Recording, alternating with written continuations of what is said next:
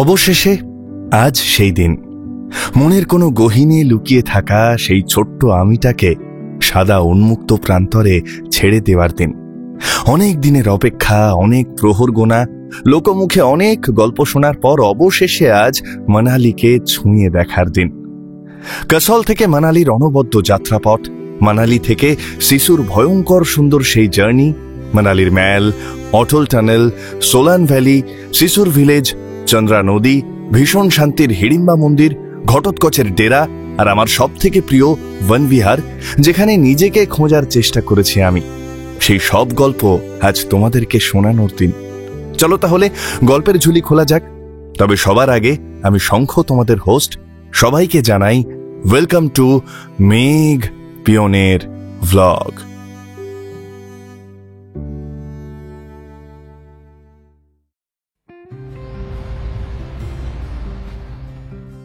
আজ 22শে মার্চ 2025। কাসলকে ছেড়ে এবার মানালির উদ্দেশ্যে রওনা হওয়ার পালা। মায়াবী কাসলকে ছেড়ে যেতে একটু কষ্ট হলেও মানালিকে প্রথমবার দেখার উত্তেজনা কাজ করছে ভিতরে। আমরা ঘুরতে এসে নোংরা করি, আর এরা লোকাল ছেলেরা যারা উদ্যোগ নিয়ে পরিষ্কার করে। তো এগুলো দেখেও আমাদের একটু শিক্ষা, একটু লজ্জা হওয়া উচিত যে প্রকৃতিকে নষ্ট করা মানে নিজেদের ভবিষ্যৎ নষ্ট করা, শুধু নিজেদের না, নিজেদের ফিউচার জেনারেশনেরও ভবিষ্যৎ নষ্ট করা। আসলে প্রকৃতির জন্য আমরা নই, আমাদের জন্য প্রকৃতি। আমাদের ভালো থাকা তার উপর সম্পূর্ণ নির্ভরশীল। একটু চেষ্টা করি না আমরা যার যার নিজেদের দায়িত্বগুলো পালন করতে? অবশেষে কাসলের রাস্তা ছেড়ে বেরিয়ে আমরা মানালির পথ ধরেছি। কি অসম্ভব সুন্দর রাস্তা, বুঝতে পারছো? আর ওই যে বাঁদিকে দেখো, পার্বতী নদীর বদলে এবার আমাদের সঙ্গী ব্যাস নদী। আমাদের সারথী অশ্বিনী ভাই বলল, মানালি যাওয়ার পথে প্রথমে পড়বে বৈষ্ণো মাতা মন্দির। চলো একবার ঢু মারা যাক।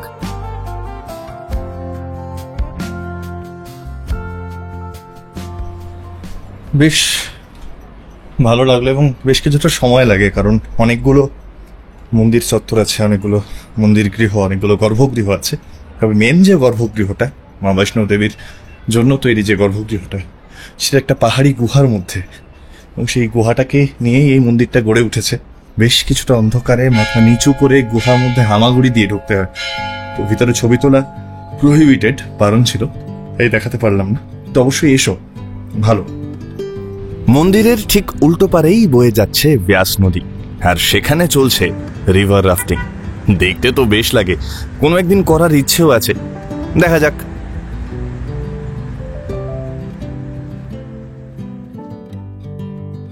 মন্দির দর্শন সেরে আবার পথ চলা শুরু। আচ্ছা, যেটা বলছিলাম, কাসল থেকে মানালি যাওয়ার পথে বৈষ্ণোদেবী তো আমরা দেখলাম, তারপর শল ফ্যাক্টরি, মানে শালের ফ্যাক্টরি আর কি বেসিক্যালি।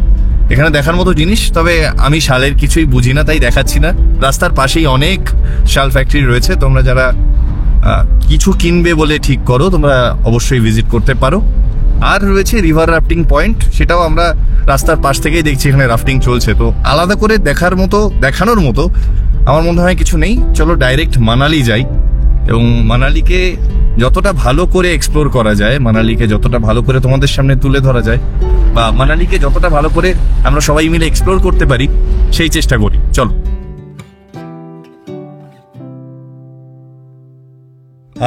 দূরে প্যারাগ্লাইডিং হচ্ছে, 3টে প্যারাশুট দেখতে পাচ্ছি। আর ল্যান্ডস্কেপ নিয়ে আর নতুন করে কি বলবো, অসাধারণ অসাধারণ, জাস্ট কোনো কথা হবে না। মানে এই যে একবার এলাম, এরপর আমাকে আর আটকানো যাবে না। আমি এখানে বছরে যে কবার আসবো জানি না। পুরো হিমাচল, উত্তরাখণ্ড, এটা পুরো এক্সপ্লোর করতে চাই আমি। ঘড়ি বলছে 1:45, বেশ খিদে পেয়েছে। চলো কোনো একটা ধাবাতে দাঁড়ানো যাক। এই যে ল্যান্ডস্কেপটা, এটা আমরা খেতে দাঁড়িয়েছি, সেই ধাবার পেছনে, শেরে পাঞ্জাব ধাবা, তার পেছনে এরকম একটা ল্যান্ডস্কেপ। এগুলো সব স্থানীয় লোকজনের বাড়ি, আর পেছনে এই ভিউ, আর এই হলুদ টেবিলগুলো অদ্ভুত একটা কালার কন্ট্রাস্ট তৈরি করেছে এই টোটাল ল্যান্ডস্কেপে। এটা ভেজ ধাবা, বাইরে লেখা পিওর ভেজ, কিন্তু অর্ডার করলে ওনারা বানিয়ে দেন। আমরা অর্ডার দিয়েছি পনির বাটার মশলা, কড়াই পনির, রাইস আর সুইট লস্যি।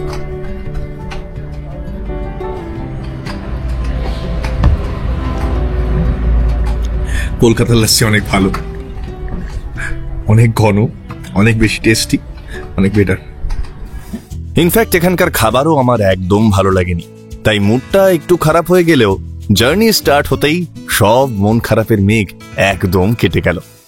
তোমরা রাস্তাটা দেখছো, দূরে পাহাড়ের ফাঁক দিয়ে উকি মারছে বরফাবৃত পাহাড়ি চূড়া, মাথার উপর ঝকঝকে নীল আকাশ, হালকা ঠান্ডা হাওয়া, আবার চড়া রোদের এক অদ্ভুত কম্বিনেশন। দারুণ লাগছে। যাক, অবশেষে আমরা কিন্তু মানালি চলেই এসেছি। এবার চট করে ট্যুর পিকার্সের ট্রিপ প্যাকেজগুলো দেখে নাও। আমার এখনো পর্যন্ত অভিজ্ঞতা কিন্তু বেশ ভালো।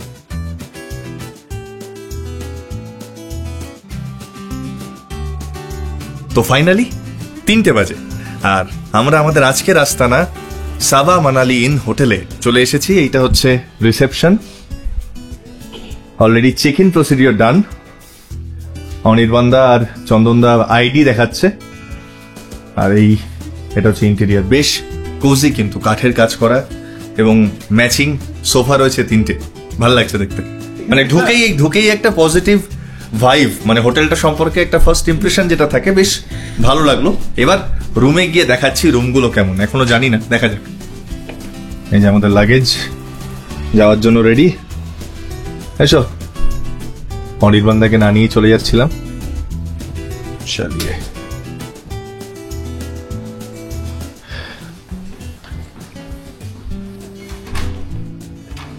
এই যে আমাদের ঘর, 401 নম্বর ঘর। আহা, ঘরে ঢুকেই একটা দারুণ পজিটিভ ভাইব পাচ্ছি, দারুণ। আর এই দিকে রয়েছে একটা বিরাট চওড়া উইন্ডো, যেখান থেকে এই হচ্ছে ভ্যালি ভিউ। প্রথমে ঘরে ঢুকে একটা কিং সাইজ বেড, দুদিকে বেডসাইড টেবিল রয়েছে, ইন্টারকম রয়েছে, কোনো দরকারি এলাকাটি মেনু রয়েছে, তোমরা ফোন করে রিসেপশনে অর্ডার করতে পারো বা কোনো সমস্যা হলে যোগাযোগ করতে পারো। এখানে একটা টি টেবিল দেওয়া রয়েছে, একটা সোফা রয়েছে, টিভি রয়েছে। এটা ওয়ার্কিং ডেস্ক হিসেবেও কাজ করা যেতে পারে। এখানে কম্পিউটার নিয়ে এলে অফিস ওয়ার্ক সব করতে পারবে। এখানে একটা বিরাট আয়না রয়েছে। আর ওয়াশরুমটা একটু দেখাই। এইটা হচ্ছে একটা বিরাট ওয়াশরুম। আহা,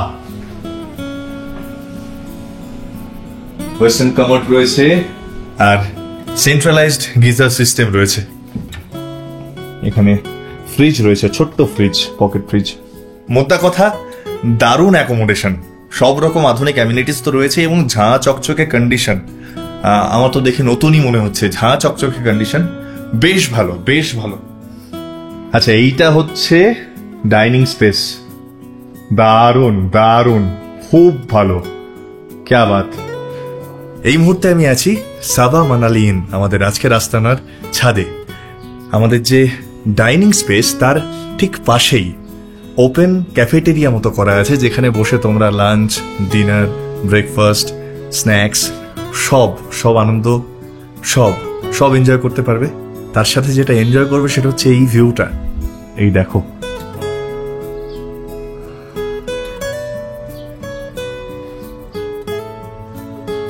একটা জিনিস যেটা এক্ষুনি খেয়াল করলাম, লিফট তো আছেই এই হোটেলে, সিঁড়ি আছে, এই যে লিফট, এই পাশে সিঁড়ি, আর ইমার্জেন্সি সিঁড়িও রয়েছে ওখানে। তো এটা বেশ ভালো একটা ব্যাপার, কিন্তু মানে বাই এনি চান্স কোনো রকম ইমার্জেন্সি হলে নামার, অ্যাটলিস্ট উপর থেকে নামার ব্যবস্থা আছে। চলো, এখন 5টা বাজে, একটু রেস্ট মেস্ট নিয়ে এবার মানালির মেল, সেখানে একটু যাওয়া যাক।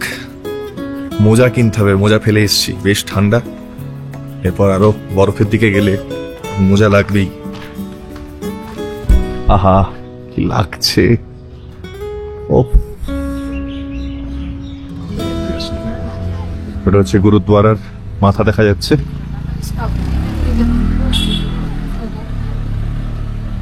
শ্রী গুরু গ্রন্থ সাহিব গুরুদ্বারা মানালি।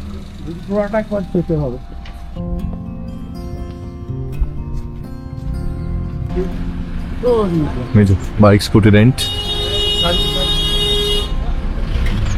সূর্য ডুবছে।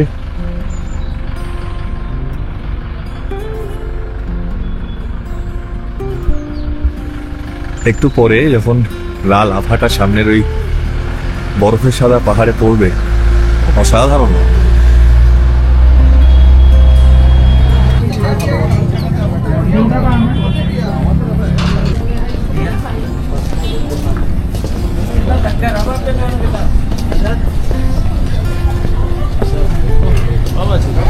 আমি যেটা আগে বুঝতাম যে পাহাড়ে জিনিসপত্রের দাম বেশি হয় কেন, কারণ ক্যারিং কস্ট থাকে, অনেক নিচ থেকে নিয়ে আসতে হয়। তো এখানে মোমোর দাম 10 পিস 150 টাকা, এটাও ক্যারিং কস্টের জন্যই হয়েছে বোধ হয়। খেয়ে দেখা যাক, যদি ভালো হয় তো ওয়েল অ্যান্ড গুড, ভালো না হলে গল্প আছে। ভালো, সিমলায় যেটা খেয়েছেন তার চেয়ে অনেক অনেক ভালো। তবে রাইস এই 100 হলে ঠিক ছিল। এরকম ফিলিং রয়েছে।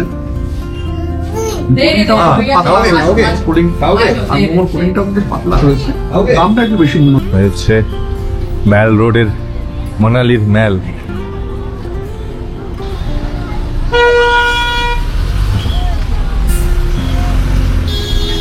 চেহারা দেখো, চেহারা দেখো, উফ, রাজার মতো বসে আছে। প্রচুর দোকান, প্রচুর হোটেলস, বেশ জমজমাট। কিন্তু যেহেতু ছোট জায়গার মধ্যে তাই প্রচুর মানুষ, আর বেশ জমজমাট লাগছে গোটা ব্যাপারটাই আর কি। ইনফ্যাক্ট মিউজিক্যাল ইনস্ট্রুমেন্টের দোকানও দেখতে পাচ্ছি।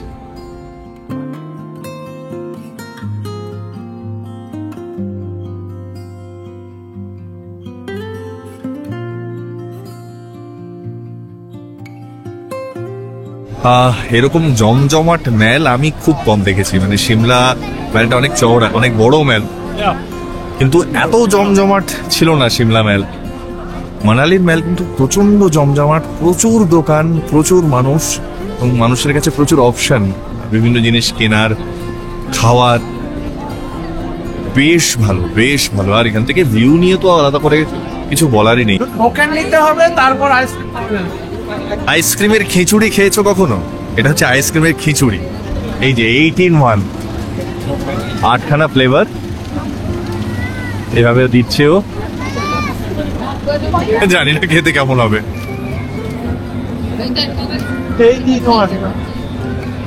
সব কটারই টেস্ট পাচ্ছি।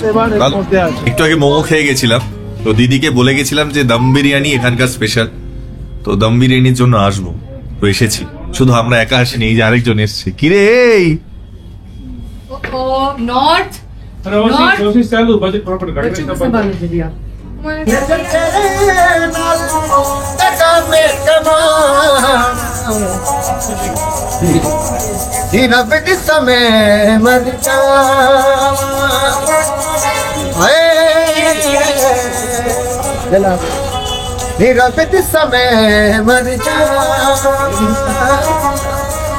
যেটা ইউনিক লাগছে আমার সেটা হচ্ছে আমি এত কালারফুল বিরিয়ানি দেখিনি।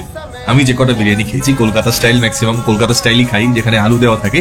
কিন্তু এই বিরিয়ানিটা মহারাষ্ট্র স্টাইলে বানানো, মানে মহারাষ্ট্রিয়ান স্টাইলে বানানো, একটু কালারফুল। কেন কালারফুল বলছি, এই দেখো, সবুজ, লাল, কমলা, হলুদ, সাদা, বাদামি, অনেক রকম চালের সংমিশ্রণে এরকম একটা বিরিয়ানি তৈরি।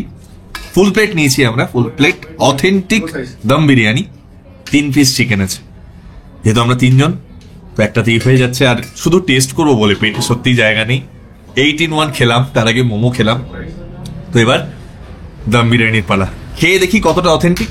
চলো শুরু করো, শুরু করো। সত্যি বলতে আমি এক্সপেক্ট করিনি এত ভালো হবে। বিরিয়ানিটা সত্যি ভালো।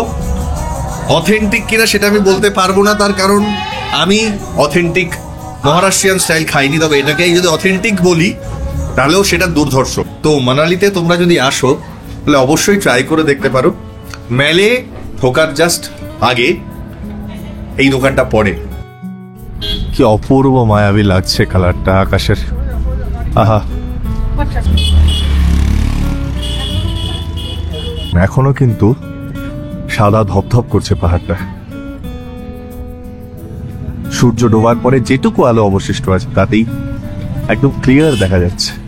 জানি রাক্ষস মনে হতে পারে, বাট ওই সন্ধেবেলা মেল থেকে ফেরার সময়, মানে মেলে যাওয়ার সময় মোমো, মেল থেকে ফেরার সময় অথেন্টিক দম বিরিয়ানি খেয়ে যখন এসে, এখন বাজে কটা, এখন 8:22, তো খেয়ে এসে কাজে বসেছিলাম। কাজ করতে করতে আবার খেতে পেয়ে গেছে, আবার অর্ডার করেছি। তো এবার অর্ডার করেছি ড্রাই চিলি চিকেন। এলাকাটে মেনু 300 টাকা মতো পড়েছে, কপিস আছে দেখতে হবে। মোদ্দা কথা একটু টেস্ট করে দেখি এখানকার রান্না কেমন, তারপর রাত্রে ডিনার তো আছি। কেমন লাগছে? সত্যি ভালো বানিয়েছে, চিলি চিকেনটা বেশ ভালো।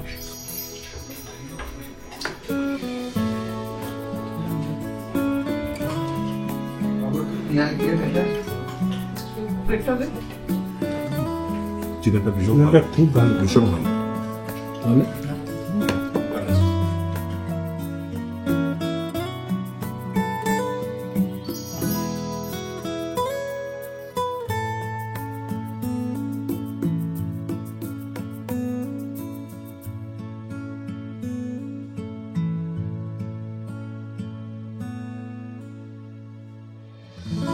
স্যান্ডউইচ রয়েছে, মশলা ওটস রয়েছে, পুরি রয়েছে, সবজি রয়েছে, চা, আর এখানে সেলফ সার্ভিস, তো নিজে নিয়েই খেতে হবে। Breakfast complimentary. No point. हाँ, अटल टनल तक गाड़ी जा रही है। ओके चलो, जहाँ तक गाड़ी जाएगा वहाँ तक लेके जाऊंगा। एकदम। चलो। মানালিতে আজ প্রথম সকাল। আমরা চলেছি অটল টানেল হয়ে যতটা যাওয়া যায় সেই লক্ষ্যে। আমাদের সৌভাগ্য যে গতকালই এই অটল টানেল ওপেন হয়েছে। আমি প্রচন্ড এক্সাইটেড। উফ, তোমরা ল্যান্ডস্কেপটা দেখছো, আমি বাকরুদ্ধ। এই সৌন্দর্যকে কিভাবে ব্যাখ্যা করব বলো তো?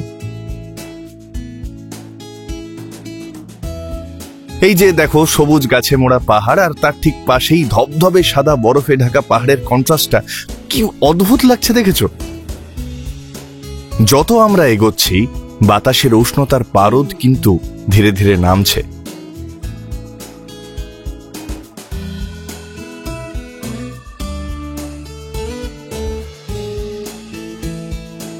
অশ্বিনী ভাই বলছে ক্রিসের একটা সিন ছিল না, যেখানে প্রিয়াঙ্কা চোপড়া প্যারাশুট থেকে একটা জঙ্গলে পড়ে যায়, তো এইটা হচ্ছে সেই জঙ্গলটা।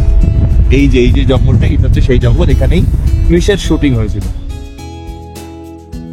ওই দেখো, 4টে ঘোড়া রাস্তা অবরোধ করে এগোচ্ছে। ওই একটা প্রবাদ আছে না যে গাধা পিটিয়ে ঘোড়া হয় না, কিন্তু ঘোড়া যদি গাধামো করে তখন। জোকস অ্যাপার্ট, চলো আমরা বরং রাস্তায় আরো একটু কনসেন্ট্রেট করি।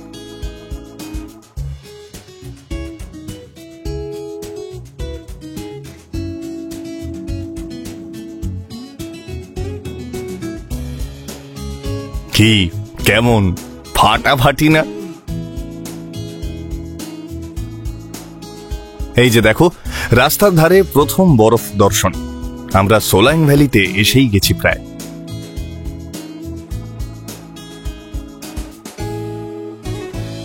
বিশ্বাস করো, জানি না কি করে নিজের অনুভূতিগুলোকে ব্যক্ত করব। আসলে যে দৃশ্যপটগুলোকে সেই ছোট্টবেলা থেকে ক্যালেন্ডারের পাতায়, ছবিতে বা টিভিতে দেখেছি, সেটাই যখন চোখের সামনে জীবন্ত হয়ে ধরা দিচ্ছে না, কেমন যেন এক অবাস্তব লাগছে সবটা। মনে হচ্ছে সত্যি ঘটছে তো এটা।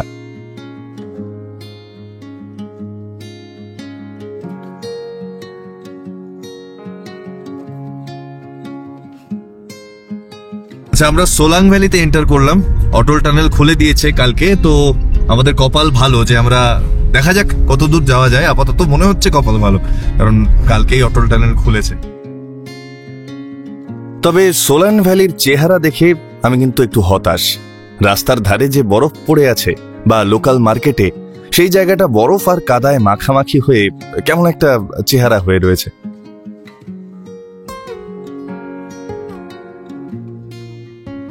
আর ওই যে বাঁ দিকে দেখো, ওটাই হচ্ছে সোলান ভ্যালির সেই বিখ্যাত ভ্যালি, যেখানে বেশ কিছু অ্যাক্টিভিটি হয়, বা যেটা মেনলি সোলান ভ্যালি নামে পরিচিত, সেই মাঠ। কেমন লাগছে তোমাদের এই জার্নি জানিও কমেন্টে। তোমরা যারা আমায় চেনো তারা তো জানোই, যারা প্রথম দেখছো তাদের বলি, আমার কাছে এই যাত্রাপথ গন্তব্যের থেকেও বেশি গুরুত্বপূর্ণ, তাই আমার গল্পে একটু বেশি প্রাধান্য পায়। তোমাদের যাদের তাই একটু লেংদি মনে হবে, স্কিপ করে এগিয়ে যেতে পারো। আর এই যে টানেলটা দেখছো, যা বুঝলাম এগুলো আরভিদের জন্য করা, প্রবল তুষারপাত বা বৃষ্টির সময় শিল্ড হিসেবে কাজ করে। উফ, এক একটা বাঁক পেরোচ্ছি আর যেন এক একটা দিগন্ত খুলে যাচ্ছে চোখের সামনে, যার শোভা আগের ল্যান্ডস্কেপের থেকে সম্পূর্ণ আলাদা। বুঝতে পারছো, যত এগোচ্ছি বরফের আধিক্য বাড়ছে।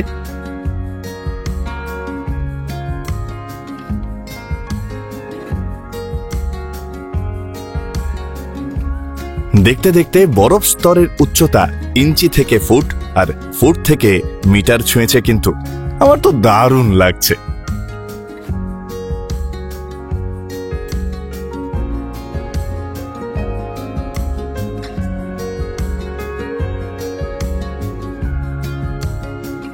অশ্বিনী ভাই বলছে এই জায়গাটার নাম হচ্ছে ধুন্দি, একটা ব্রিজ আছে, চারিদিকে বরফে বরফ ছেয়ে আছে।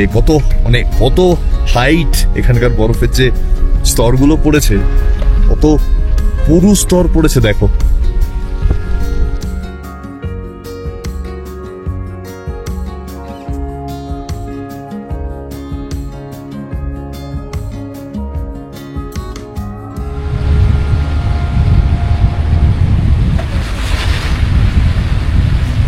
দেখতে দারুণ লাগলেও এখানে গাড়ি চালানোটা কিন্তু বেশ টাফ। রাস্তায় ইতস্তত ব্ল্যাক আইস হয়ে রয়েছে, চাকা স্কিড করছে মাঝে মাঝেই।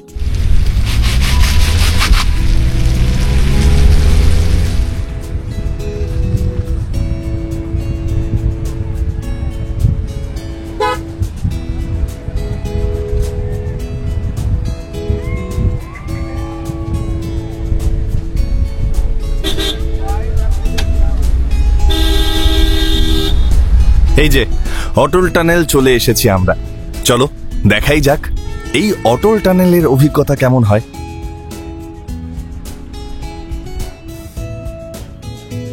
টানেল পেরিয়ে ওপারে যে কি দেখব, আমি সেটার জন্যই অধীর হয়ে বসে আছি।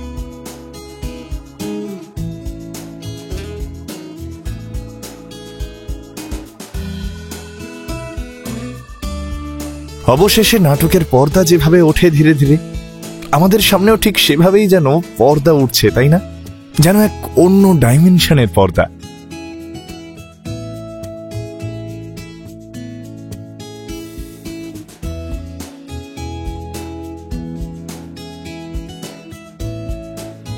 আমি বাকরুদ্ধ, আমি জাস্ট ছিটকে গেছি। এটা কি? এই জগৎটা, এটা সম্পূর্ণ অচেনা আমার। আমি এরকম কিছু সচক্ষে এর আগে কখনো দেখিনি। ভীষণ ভীষণ ভীষণ ভালো লাগছে। নিচে চন্দ্র নদী বয়ে গেছে, বরফে অগুন্তি মানুষ স্নো অ্যাক্টিভিটি করছেন। অপূর্ব অপূর্ব লাগছে। যাই হোক, চলো এবার আর যতটা যাওয়া যায় এগোই আমরা। অশ্বিনী ভাই বলল সিসু ভিলেজ অব্দি যাওয়া যাচ্ছে।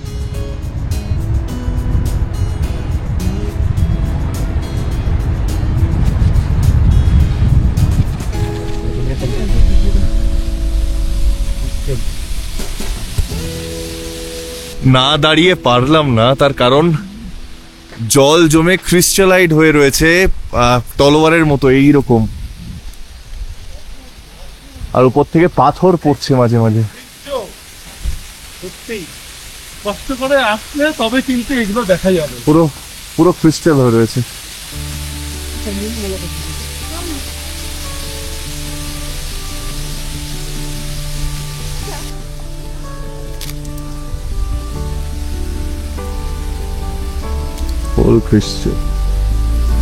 ভরে ভরে আছে পুরো।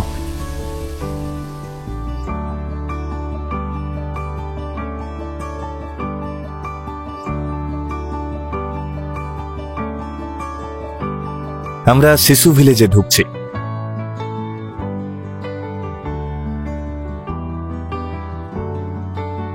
এই যে এটা হচ্ছে লাহুলে ঢোকার গেট। লাহুল মে আপকা স্বাগত হ্যায়। আর আমরা এসেছি, এটা শিশু ভিলেজ বলছে। শিশু ভিলেজ 0 কিলোমিটার দেখালো।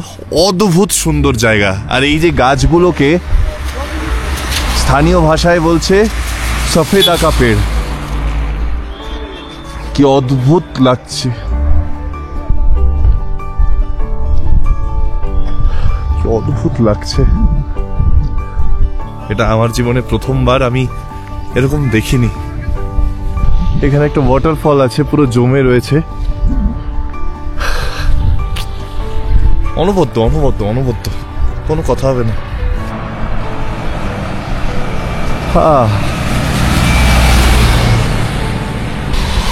কি বলবো বলো তো, এটাকে কি বলা যায়, সত্যি ভাষা খুঁজে পাচ্ছি না। যেদিকে তাকাচ্ছি শুধু সাদা আর ধূসর, তার মাঝখানে এইরকম গাছগুলো ন্যাড়া হয়ে দাঁড়িয়ে আছে। উফ, নীল ঝকঝকে আকাশ।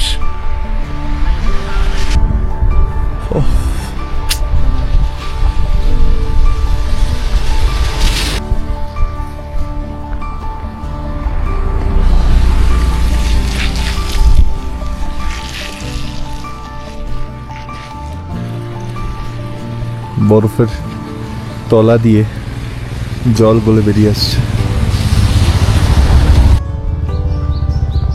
মা কালীর মন্দির, মা কালীর মন্দির। জয় মা। ধাবাও রয়েছে।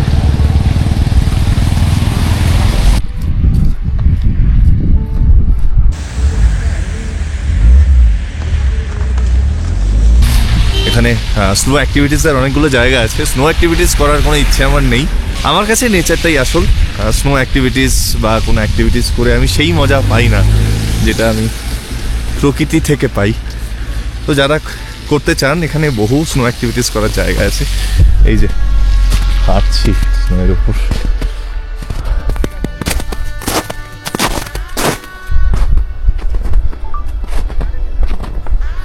আমার জীবনে এক অবিস্মরণীয় মুহূর্ত। ওই যে বলি না, প্রথম সবকিছুই একটু বেশি স্পেশাল হয়। চন্দ্রা নদীর পাড়ের এই বরফে মোড়া প্রান্তরে প্রথম পা দিয়ে যে অনুভূতিটা আমার হলো, সেটাকে ভাষায় ব্যক্ত করার দক্ষতা অ্যাটলিস্ট আমার নেই। একটা ভীষণ বিমূঢ়তা গ্রাস করছে যেন। ধাতস্থ হতেই, নিজের চোখকে বিশ্বাস করতেই যেন অনেকটা সময় লাগছে।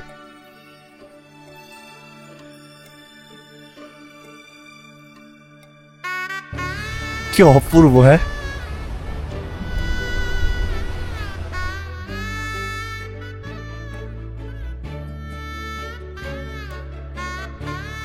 ধন্যবাদ ট্যুর পিকার্সকে আমাকে এরকম একটা অভিজ্ঞতা দেওয়ার জন্য। তোমাদেরও বলবো, তোমরা যারা আসতে চাও, সে নিজেরা আসো বা ট্যুর পিকার্সের সাথে, এই সুযোগ মিস করো না। হিমাচল, সিমলা, মানালি অনবদ্য অনবদ্য। জীবনে একবার হলেও অবশ্যই ঢুমেরও কিন্তু।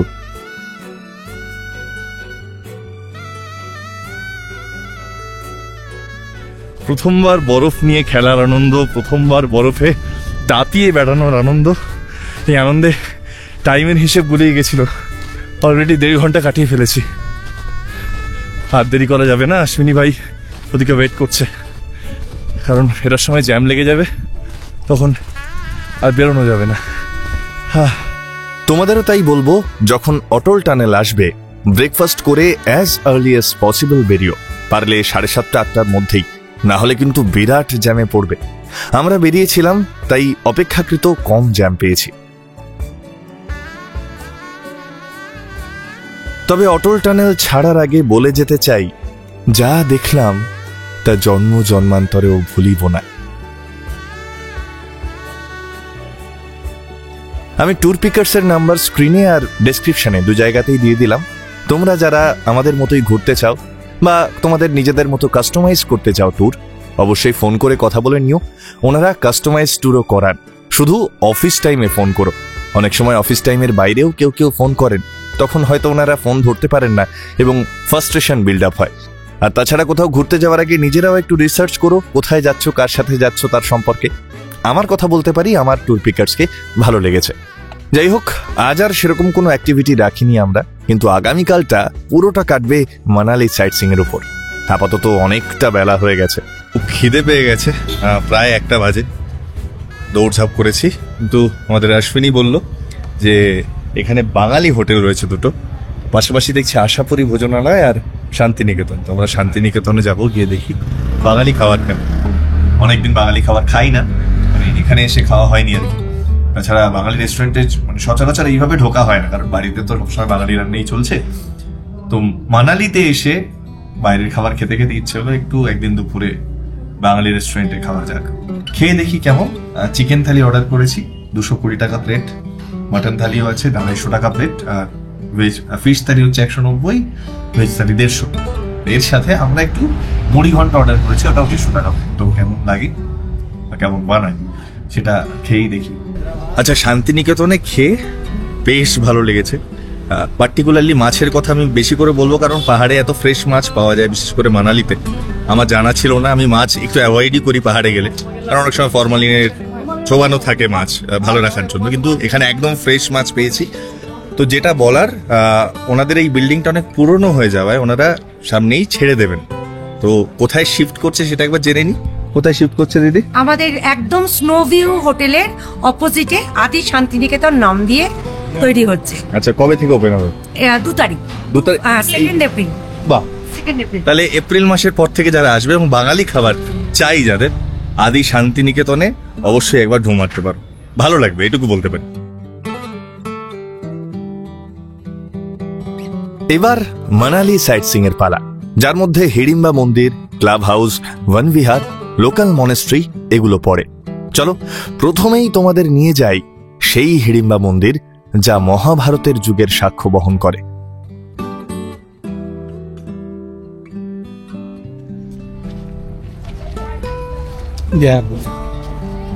হর হর মহাদেব। এখন যাচ্ছি হিড়িম্বা টেম্পল। বহু নাম শুনেছি এই মন্দিরের, খুব জাগ্রত দেবী এখানকার, এবং মন্দিরটা নাকি অসম্ভব সুন্দর। তো চলো যাই, দেখি কতটা সুন্দর। প্রথমবার যাচ্ছি, এক্সাইটমেন্ট তো একটু আছেই। হ্যাঁ, এরকম জায়গা, এরকম এত অপূর্ব জায়গায় মন্দির অসম্ভব সুন্দর হওয়ারই কথা। এই সিঁড়ি দিয়ে উঠতে হবে আমাদের।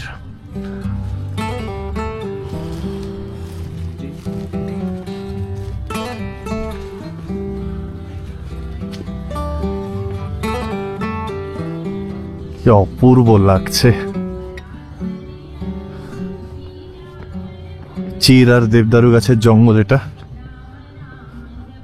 ফাঁক দিয়ে সূর্য রশ্মি ঢুকছে জঙ্গলে, অসাধারণ।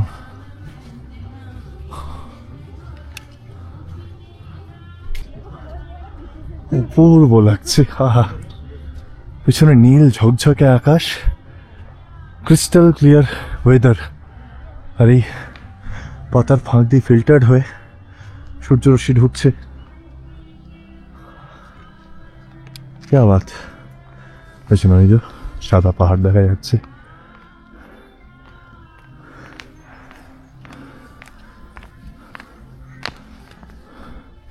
খুব বেশি চড়াই নয়, কিন্তু বয়স্করাও আরামসে আসতে পারবেন। 50-60টা সিঁড়ি, তারপর ন্যাচারাল স্লোপ।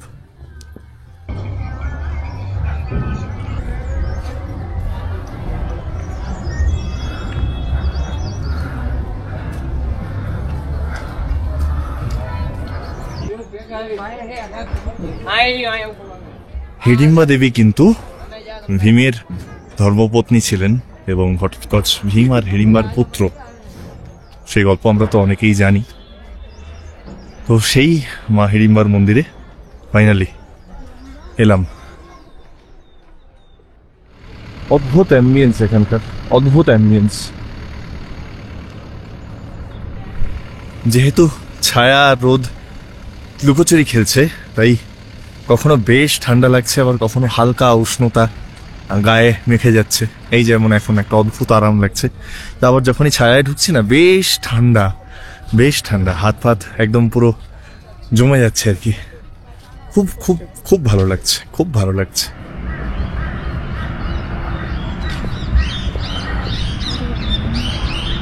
শুধু প্রাকৃতিক সৌন্দর্য নয়, এখানে শারীরিক চর্চা, খেলাধুলো, সব রকমের ব্যবস্থাই রয়েছে। এই যেমন এটা একটা ভলিবল কোর্ট, আর এই খেলা দেখার জন্য এরকম একটা গ্যালারিও করা রয়েছে। এই যে এইটা হচ্ছে ঘটোৎকচ টেম্পল।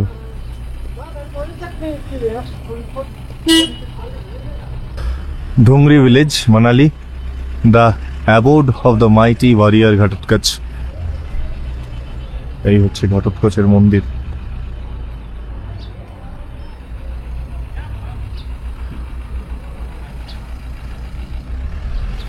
ছোটবেলায় মানে এমন একটা মহাকাব্য যেটা আমার ঠোঁটস্থ ছিল আর কি। প্রথম ছোটদের মহাভারত যখন পড়েছিলাম, প্রত্যেকটা ক্যারেক্টার আমাকে এত টানতো। ঘটোৎকচ ক্যারেক্টারটা তার মধ্যে আমার খুব খুব পছন্দের একটা ক্যারেক্টার ছিল, কারণ অনেক ছোট তখন, আর ওরকম একটা বিশাল দেহী যোদ্ধা যে কিনা ভীমের ছেলে, তো তার সম্পর্কে অদ্ভুত একটা কৌতূহল ছিল। আর তখন তো এই ছবিতে মহাভারত ছিল, আমি যে বইটা পড়েছি সেই সময়, তো ঘটোৎকচের যে চেহারার বিবরণ ছিল সেটাও একটা আকর্ষণের কারণ ছিল। তো সেই ঘটোৎকচের মন্দির, সেই মা হিড়িম্বার মন্দির, ঘটোৎকচের মা ভীমের পত্নী, তো সেখানে এসে না অদ্ভুত একটা অনুভূতি হচ্ছে। হঠাৎ করেই যেন চোখের সামনে সেই ছোটবেলায় পড়া মহাভারতের পাতাগুলো একের পর এক উল্টে যাচ্ছে। ভালো লাগছে, বেশ ভালো লাগছে। আচ্ছা, হিড়িম্বা দেবীর মন্দির দেখার পর আমরা ক্লাব হাউসে এসেছি। এটাও একটা দ্রষ্টব্য স্থান, এখানকার সাইট সিং এর মধ্যেই পড়ে, দ্য ক্লাব হাউস মানালি। তো এখানে স্নুকার আছে, পুল আছে, বার, রেস্টুরেন্ট, বাচ্চাদের কিছু অ্যামিউজমেন্টের জন্য আর টেবিল টেনিস থেকে শুরু করে অনেক কিছু খেলার জায়গা রয়েছে। তো এখানে টিকিট কেটে ঢুকতে হয়। আমরা আর ভেতরে ঢুকছি না, জায়গাটা একবার দেখিয়ে দিই। এখানে সময় নষ্ট করে আমার কোনো লাভ নেই, বা আমাদের তিনজনেরই ইচ্ছে নেই এখন খেলে সময় নষ্ট করার। যতটুকু সময় পাই একটু প্রকৃতিকে যদি এনজয় করতে পারি, তার চেয়ে বড় পাওনা আমাদের কাছে আর কিছু নেই আর কি। আচ্ছা, মানালি সাইট সিং এর মধ্যে আরো যে দুটো জায়গা পড়ে, সেটা হচ্ছে মানালির বনবিহার মানালি বলে। এখানে টিকিট 50 টাকা পার পার্সন অ্যাডাল্টদের জন্য, আর চিলড্রেন্সদের জন্য, বাচ্চাদের জন্য 20 টাকা পার পার্সন পড়ে। আর ঠিক তার উল্টো দিকেই রয়েছে মনাস্ট্রি, মানে এই রাস্তাটা টপকালেই মনাস্ট্রি। তো এই দুটোও দেখাবো কেমন, একদম মেলের লাগোয়া আর কি। ওয়াকিং, তোমরা হোটেলে মেলের কাছাকাছি যে কোনো হোটেলে যদি ওঠো, এগুলো হেঁটেই কভার করতে পারবে। আগে বনবিহারে যাই, গিয়ে দেখি কেমন লাগে। প্রথমে ঢুকেই যেটা চোখে পড়বে সেটা হচ্ছে এরকম একটা ডিরেকশন বোর্ড, যেখানে লেখা হুইসপারিং জোন ডান দিকে, মাদার ট্রি পয়েন্ট ডান দিকে, মেডিটেশন পয়েন্ট, আউটডোর জিম ডান দিকে, ওয়াশরুম বাঁ দিকে, আর শুটিং পয়েন্ট ডান দিকে। আর এখানে আরও একটা ডিরেকশন পয়েন্ট রয়েছে, সিনিয়র সিটিজেনদের এরিয়া বাঁ দিকে, চিলড্রেন্স এরিয়া ডান দিকে, রিফ্রেশমেন্ট পয়েন্ট ডান দিকে, সোভিনিয়ার শপ ডান দিকে, বোটিং পয়েন্ট ডান দিকে, আর ড্রিঙ্কিং ওয়াটার বাঁ দিকে। চলো দেখা যাক কি কি আছে।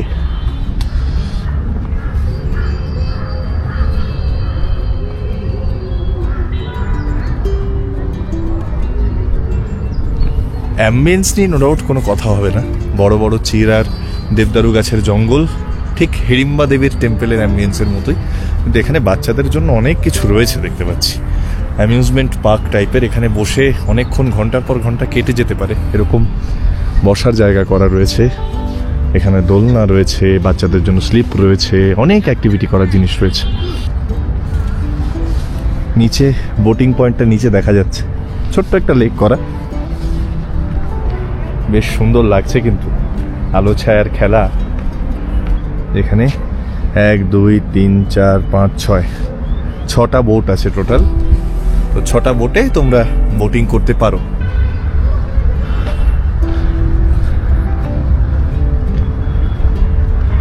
লেখা আছে সেভ এনভায়রনমেন্ট, সেভ লাইফ। দুঃখের বিষয় এইটা আমাদের এইভাবে লিখে বলে দিতে হয় যে পরিবেশকে বাঁচানোর কথা, পরিবেশকে বাঁচালে জীবন বাঁচবে। এই জীবনটা কিন্তু আমাদের, পরিবেশের নয়। এই পরিবেশকে বাঁচানোর যতটা চেষ্টা করা সম্ভব আমাদের কিন্তু করতে হবে, নাহলে সামনে বিরাট বিপদ আসন্ন। আচ্ছা, এখানে একটা সার্কিট ট্রেল রয়েছে, প্রায় 2 কিলোমিটার, 1900 মিটার বলছে। এই রাস্তা দিয়ে যেতে হবে, 2 কিলোমিটার গিয়ে টোটাল ট্রেলটা করতে হবে।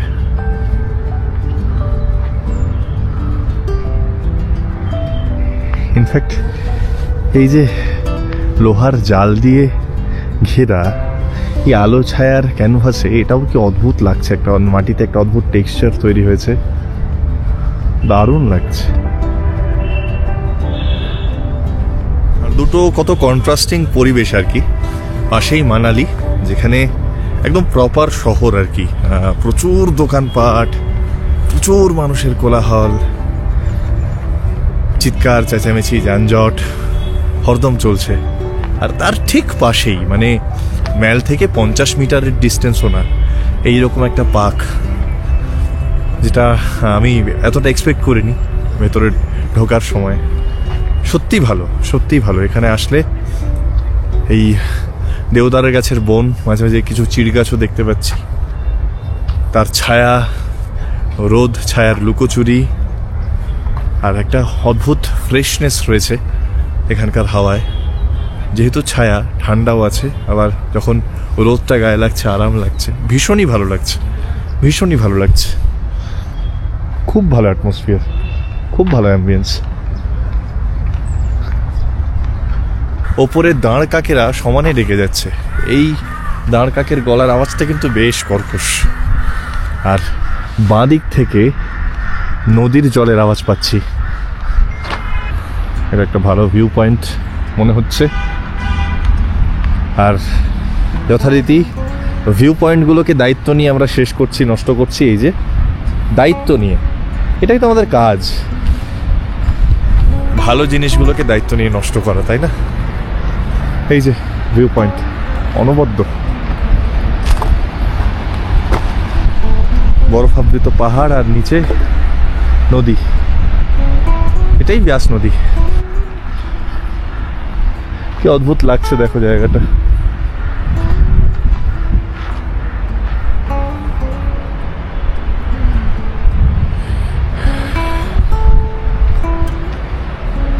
দারুণ, ট্রেনটা নো ডাউট ভীষণ সুন্দর।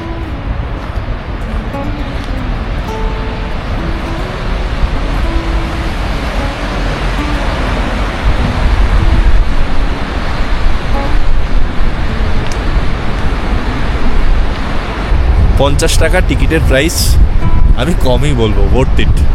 খুব সুন্দর, খুব সুন্দর, দারুণ। হালকা হাওয়া হচ্ছে, প্রাণটা জুড়িয়ে যাচ্ছে একদম।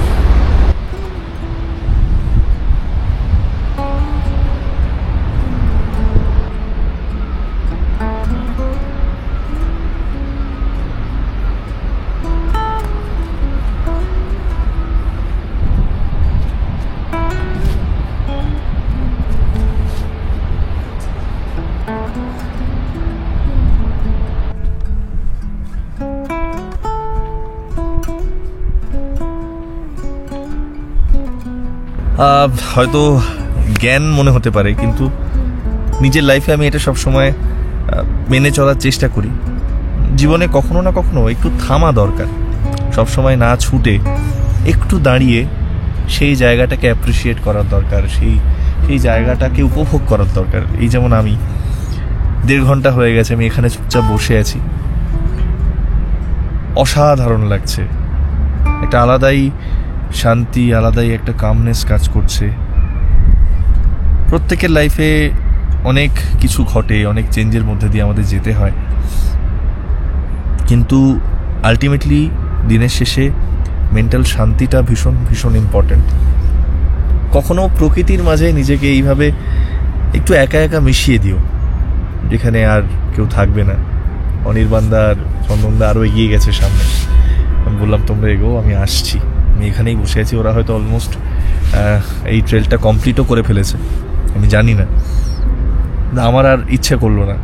হয়তো সামনে আরও অনেক বেটার কিছু পাবো, হয়তো সামনে আরও অনেক ভালো ভিউ আছে, কিন্তু আমি এই যে মোমেন্টটা, যেটা এই নিজের সাথে একা একা কাটাচ্ছি, এইটাকে একটু কাটাতে চেয়েছিলাম, এইটাকে একটু এমব্রেস করতে, এইটাকে একটু উপভোগ করতে চেয়েছিলাম। তাই এখানে বসে থাকলাম এতক্ষণ। বললাম তো 1.5 ঘন্টা হয়ে গেছে, আর ঘড়ি দেখে আমি চমকে গেছি যে এতক্ষণ হয়ে গেছে। যাই হোক, যেটা বলার, প্রকৃতিকে ভালোবাসো, প্রকৃতির সাথে সময় কাটাও, একান্তে নিরিবিলিতে নিজেকে খোঁজার চেষ্টা করো, নিজেকে বোঝার চেষ্টা করো। আমাদের যেটা সমস্যা হয়, আমরা নিজেই বুঝে উঠতে পারি না আমরা কি চাই, আমাদের আলটিমেট কিসে আমরা খুশি হই, আমাদের ভালো লাগার জিনিস কোনগুলো, আমাদের খারাপ লাগার জিনিস কোনগুলো। এগুলো একটু নিজের সাথে ডিসকাস করার একটু অবসর দরকার হয়, নিজের সাথে ডিসকাস করার একটু সুযোগ দরকার হয়। সেই সুযোগটা আমাদেরই বার করতে হবে। সেই সুযোগটা আমাদের কেউ বার করে দেবে না। এই যখনই পাও, সবসময় না দৌড়ে, সবসময় না ছুটে, মাঝে মাঝে একটু এরকম নিজের সাথে কোথাও একটু একা নিরিবিলিতে একান্তে বসে সময় কাটিও, ভালো লাগবে। চলো এবার বেরোতে হবে, অনেকটা সময় কাটিয়েছি, উঠতে ইচ্ছে করছে না, কিন্তু স্টিল আবার আসবো। বনবিহার মাস্ট ভিজিট প্লেস, খুব ভালো লাগবে। যারা প্রকৃতি ভালোবাসো, যারা প্রকৃতি পাগল, বনবিহার তোমাদের জন্য। এবার পালা লোকাল মনাস্ট্রির। এটাও হাতে সময় থাকলে ঢু মেরে দেখতেই পারো।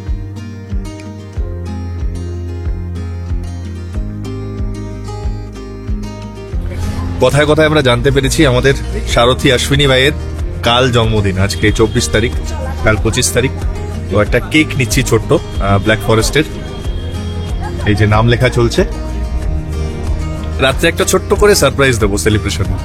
জন্মদিন কেক কাটিং মানতা है ना? नहीं यार प्लीज यार।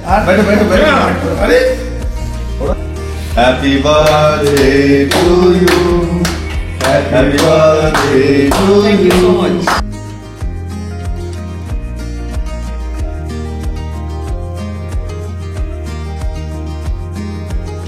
আচ্ছা, আমাদের সাথে এই সেম হোটেলেই আরো একটা ফ্যামিলি এসেছে, তারা বেহালায় থাকেন, তো তারাও ট্যুর পিকার্সের সাথে এসেছে। দাদা, একটু তোমাদের ফিডব্যাকটা দাও, কেমন লাগলো? আমার তো খুব ভালো লেগেছে, ছিলাম 3 দিন মতো, হ্যাঁ, কলকাতা থেকে এসেছি, খুবই ভালো। যারা খাবার দাবার খুবই ভালো হয়েছে, হোটেল পত্র, খাওয়া দাওয়া কোনো অসুবিধা? না কোনো অসুবিধা। আর কমিউনিকেশন কেমন ছিল? ভালো, একদম ভালো ছিল। আর কি কি পেলে, মোটামুটি কি কি পেলে বলো, সিমলা মানালি এসে কি কি পেলে? ভালোই, পুরো একদম বরফ টরফ পেয়েছি, খুবই ভালো লাগলো। যা এক্সপেকটেশন নিয়ে এসছো হ্যাঁ, সব হয়েছে, সব নিয়ে যাচ্ছ তো? হ্যাঁ। মানে মানালি খুব ভালো কেটেছে, একদম। তাই তো? খুব ভালো কেটেছে। আর ট্যুর পিকার্স ঠিকঠাক তো? হ্যাঁ। ব্যাস, তাহলে এটা কিন্তু আমি বলাইনি, হ্যাঁ, আনবায়াস। ওনারা বেহালায় থাকেন, আমি যাওয়ার সময়, ওনারাও বেরিয়ে যাচ্ছেন আজকে, আমরাও বেরিয়ে যাচ্ছি, যাওয়ার সময় জিজ্ঞাসা করলাম। মানালিকে বিদায় জানাতে সত্যিই মন চাইছে না, কিন্তু কিছু তো করার নেই। আবার ফিরবো এই আশা নিয়ে মন খারাপটাকে একটু দমিয়ে দিলাম। যাই হোক, চলো যেতে যেতে বরং তোমাদের আরো একটা ফাটাফাটি সাইট সিং এর সন্ধান দিয়ে যাই। রাস্তার পাশেই এরকম একটা অদ্ভুত জায়গা আছে, আর আমার পেছনে একটা দারুণ ব্রিজ আছে। ব্রিজে প্রচুর রং বেরঙের পতাকা রয়েছে, হাওয়ায় যখন ওড়ে এত অপূর্ব লাগে। আর এই হচ্ছে পেছনের ল্যান্ডস্কেপ।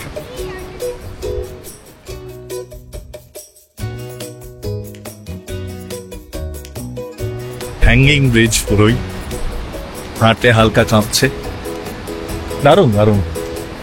ব্যাস নদীর জলের কলকল আওয়াজ, এই যে বরফ গলা জল। না না, যেটা দেখলে এটা কিন্তু সেই সাইট সিং নয়, আমি তোমাদের নিয়ে যাচ্ছি নাগর কাসেলে। जो इस जगह का नाम है दादा, वो है पतली कुल, और यहाँ से नगर कैसल है 4 किलोमीटर। ओके, पतली कुल से बाएं तरफ जाना है। जी जी ওকে। এই নাগর কাসেল যেতে চাইলে মানালি থেকে ফেরার দিন এটা অপশানে রেখো। এক্সট্রা গাড়ি ভাড়া লাগে ওই 1,500 থেকে 2,000 টাকা মতো। তবে নাগর কাসেলের এই জার্নিটাও অনবদ্য, এবং নাগর কাসেল থেকে যা ভিউ এর ছবি আমি দেখলাম গুগলে, তাতে গিয়ে যে আমার খুব ভালো লাগবে সেটা আমি বুঝতেই পারছি। এই হচ্ছে নাগর কাসেল। নাগের গেছিল এখানে ঢুকবো। আমার তিনজনের টিকিট করতে হলে 200 টাকা টিকিট।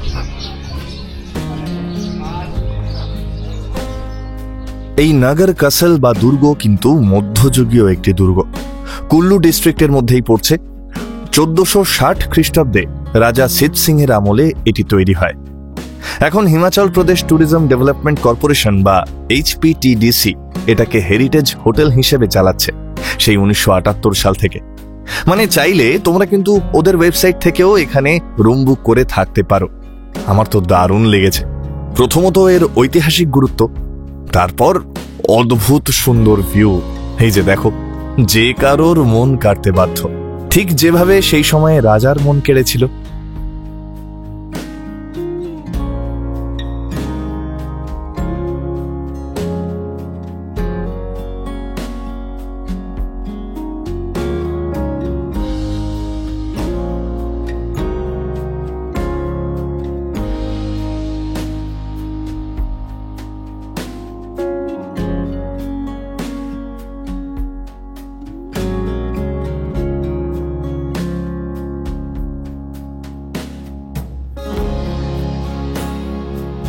অপূর্ব সুন্দর একটা কাসেল, আর এখান থেকে ভিউ তো অনবদ্য। মানে 1000 টাকা দিয়ে যদি তোমরা আসো আফসোস করবে না, এটুকু বলতে পারি। এখানে আরামসে ঘন্টার পর ঘন্টা কেটে যাবে শুধু এক্সপ্লোর করতে। আর ভিউ মারাত্মক। এই যে এ হচ্ছে ভিউ, দারুণ একটা কাসেল। অদ্ভুত একটা সেই আদিম যুগের টাচ পাচ্ছি। অপূর্ব ভিউ। এবার ফেরার পালা। ওই যে ফিরতে না চাইলেও আমাদের ফিরতে তো হয়। একটা জিনিস বলি, আমাদের লাইফ খুব শর্ট আর আনপ্রেডিক্টেবল। চড়াই উতরাই সবই থাকবে, কোনো কিছুই পার্মানেন্ট নয়। যেটা থেকে যাবে সেটা মেমোরিজ। তাই যত পারো ঘোরো আর স্মৃতি কুড়িয়ে বেড়াও। ওই যে গুরু তো বলেই গেছে না, হাসো জিও মুস্কুরাও, ক্যা পাতা কাল হো না হো। চলো, আজ আমার সময় শেষ। দেখা হবে আবার আগামী সপ্তাহে। ভালো থেকো, এই গরমে সবাই সুস্থ থেকো, আর আমার অপেক্ষায় থেকো। আজকের মতো মেক পিয়ন সাইনিং অফ।